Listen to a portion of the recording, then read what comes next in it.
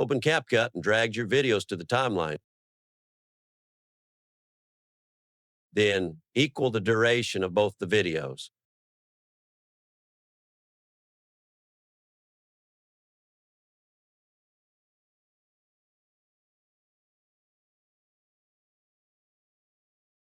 Select the second video layer and go to the mask section.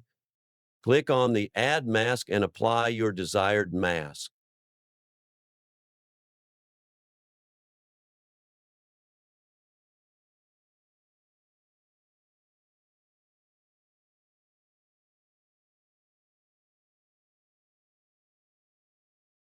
Click on the plus icon and add another mask.